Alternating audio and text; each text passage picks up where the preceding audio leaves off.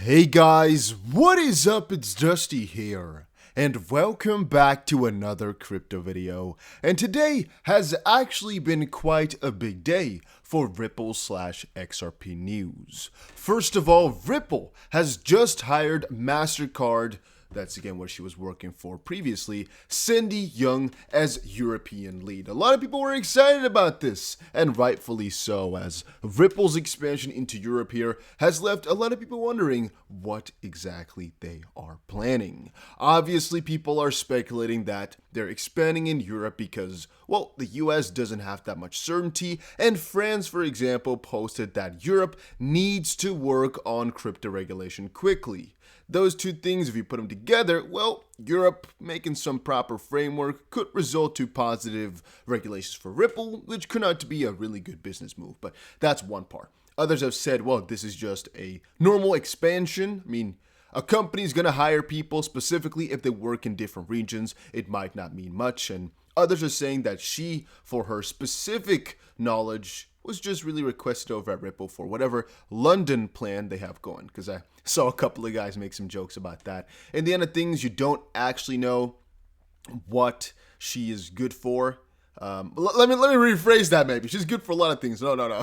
Let me quickly say, we don't really know necessarily why Ripple expanded and chose her or what exactly this is going to do. I saw a couple of people post on Twitter, like for example, Ashish Birla, that they're really happy to have her here. He said exactly, Cindy's appointment represents a huge opportunity for European operations given her leadership experience, deep understanding of the payments landscape, and knowledge of how to grow and scale a network business. I guess all we can say is, well, they're getting more people, expect more scaling, expect more niceness. Not exactly sure what else to say. For all her past experiences in payments, Young is no fan of the current infrastructure models. Quote, the underlying payments and banking infrastructure remains an obstacle to frictionless value exchange across borders and inclusions, he says. I firmly believe that blockchain and crypto will be a game changer to enhance today's finance by addressing its core inefficiencies. These technologies can make the global financial system fairer, more inclusive, and more transparent. And I mean, she has a very good point right there. To be honest with you, coming from Mastercard, I think is a really smart move because, well, some companies as it currently stands are not really working themselves to the top anymore. Mastercard most likely will still remain at the top of things, but if you kind of think about it, Mastercard's growth is kind of capped by, I guess, the under or unbanked. With Ripple, by trying to fix that problem, you're kind of, with Ripple, helping Mastercard, but of course, Ripple's going to be the first one to grow. So that being said, Ripple right now is a really small company. If you can get yourself a big position like she has right now at a company that's emerging like that, oh boy, could that be a huge business move. And remind yourself, guys, all these people are joining while Ripple is in a lawsuit with the SEC in the United States. None of these people would have joined had they really thought Ripple would lose. Because you don't want to be at a company that's going to lose a lawsuit or really be accused of fraud. It's going to be really bad for your reputation because you made a clouded judgment decision, basically. From that perspective, I firmly believe regardless of what the SEC or judge is going to decide to do in this lawsuit, it can't really be that bad. Then on another end, Ripple Ledger picked by SBI and Hamamatsu Iwata Bank for international remittances. Japanese financial giant SBI Group partners with a major Japanese bank to set up an international remittance service based on Ripplenet. So, two parts. Ripple Ledger adoption expands in Japan, and Ripple hires an ex-Mastercard top executive to expand in Europe. In a press release published today, SBI Remit, again, you can kind of see what the name stands for right now, right? Remittances. A subsidiary of SBI Fintech Solutions, which is part of the SBI Group and a major Ripple partner in Japan, has announced that it will be collaborating with major Japanese bank Hamamatsu Iwata Bank to build a Ripplenet-based international remittance platform. And I'm quite confused as to what exactly they could be building. If you're talking about a remittance platform, an international one, are they just meaning another, exact situation that we have right now where it's just another area or financial institution that's going to allow for remittances, or are they building an entire platform where, for example, other financial institutions can build on and utilize her? something along those lines. Well, as it stands, this is what it reads. Hamamatsu Iwata Credit Bank already runs an international remittance platform, and now SBI Remit will join it in order to support its expansion to overseas markets and set up new sales channels. I'm thinking that they really already have a pretty big ecosystem that they're just expanding right now, because that's literally what they said. But how exactly the platform works, I'm not going to be able to tell you. Do we have to look it up? Not really, because it's not going to be that big a deal. I'm not even sure if they are going to utilize XRP for any of these parts, but at least they're using Ripplenet, which is one of Ripple solutions. And ultimately, Ripple has explained before as well that the biggest part is getting them to use Ripplenet. The easier part is to get them to use XRP once they're already on there. All right, moving on from some of the most important XRP news to just general stuff. Spiritual Warlord posted 629 Max Kaiser. Bitcoin won this race. The so-called altcoins, Ethereum, ADA, XRP, they have been shown the exit. They claim to do things Bitcoin can't do, but Bitcoin has now proven it can do everything these other coins can, but do it a lot better. They probably won't be around in 2 to 3 years.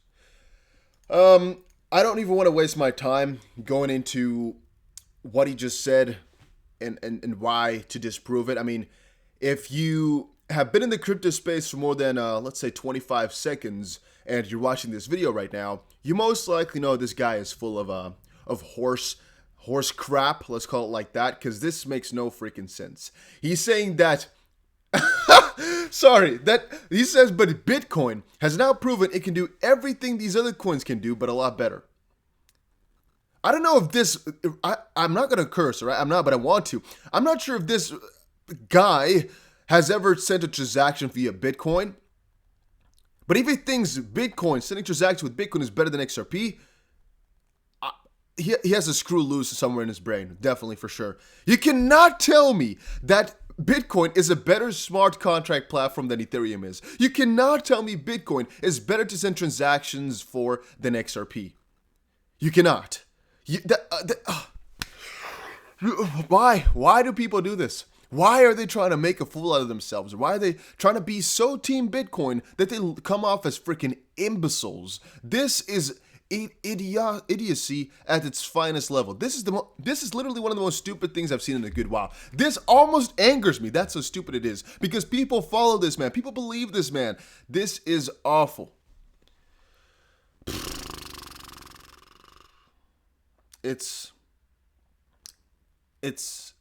Yeah. I'm just listening to. Wait, you know what? I will actually open it up for you, this sound, so you can hear it from the wolf's mouth. Let me quickly pop it over here on my freaking phone, because again, I can't show you guys the sound. Let you guys hear the sound on my little MacBook itself. I'm gonna have to go. I'll scroll a little bit further. Let me see if I can put up the sound here for you guys. My dumbass has AirPods in. You know what? Never mind. It's just what he says, right? It's basically, it stands right there. Freaking man, I don't want to call him a dumbass because he's probably a really smart man, but this is really stupid. Come on, man. Come on.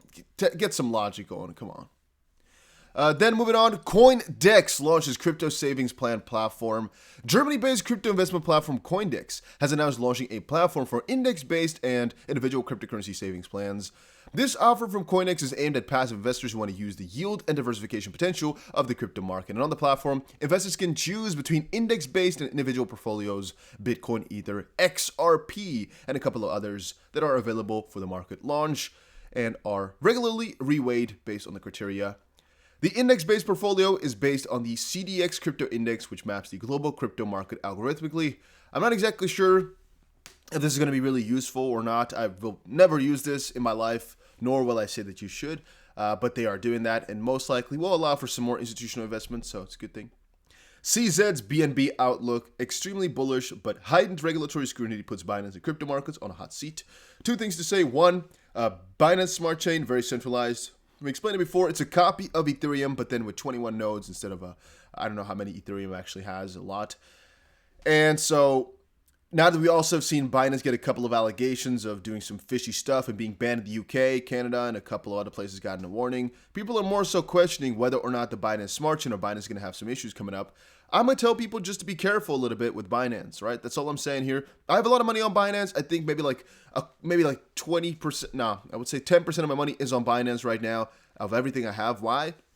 Because sometimes that's the easiest thing to do, right? If you're just buying, selling coins and have altcoins that don't really have an easy, proper storage, just keep it on there. Is it smart though? No. And if one point or another, I'm going to have to switch over, but I'm just literally too lazy to do so. But the majority of my money, of course, is in hardware wallets. A link will be down below for Ledger. That's the one I use, so yeah. I was so sad to see. Self-proclaimed Satoshi wins legal battle against Cobra. Bitcoin.org to remove the Bitcoin white paper from its site. So little fun story, not fun to be honest. Bitcoin.org is one of the core places that the Bitcoin white paper was hosted, and Satoshi, self-proclaimed Satoshi, Craig Wright, I'm not sure what I call him because I don't want to get sued. That individual has said he is Satoshi, and even though he doesn't want to prove it because he says he doesn't have to, has now said that Bitcoin.org should take it away. Again, should take it off the website because it's his copyright, basically. And they geared up for a legal battle, and they basically just lost right now. Really sad day for crypto. I think it was actually coming out yesterday, this whole ordeal. Really sad deal. But this is an important development in the Dr. Wright's quest to obtain judicial vindication of the copyright in his white paper, quote-unquote his. Although he has secured victory today by default because no defense was forthcoming. Okay, I didn't even read that part. So nobody defended. Why? Well, actually, I read that before. Cobra said that he's an individual that's never shown his face, right? Never shown who he is. He said, if it takes me coming out of the shadows to protect this white paper, I will. I'm not exactly sure why he didn't do that then, to be honest with you. But Cobra was absent during the hearing to defend his assertions. This is arguably due to the fact that he would have to reveal his identity. His abstention gave Wright an easy win by default. I think that's also why he did that, by the way. Although he has secured victory today by default because no defense was forthcoming, it is notable that the English court has nevertheless injuncted Cobra for making the white paper accessible in the UK. It is worth clarifying that Wright's victory does not in any way mean that he is being recognized as the author of the Bitcoin white paper or the pseudonym founder of Bitcoin by British courts. Wright was able to win this one because of Cobra's anonymity. Consequently, Bitcoin.org will have to remove the white paper from his site. Big loss, but again, it's a difficult way off. I guess it will help Bitcoin in the end of things because people are going to be more sad about Craig Wright, and the more pressure gets put on the whole Satoshi ordeal. To be honest with you, I sometimes do question who was Satoshi, who is Satoshi? Is it the U.S. government? Is it some individual?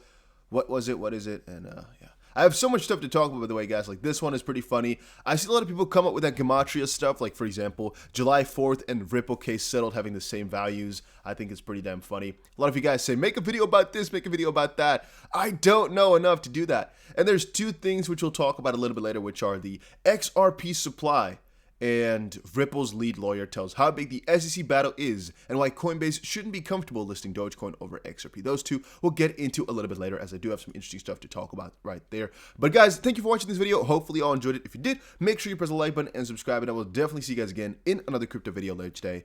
And as I said, I guess enjoy your week, whatever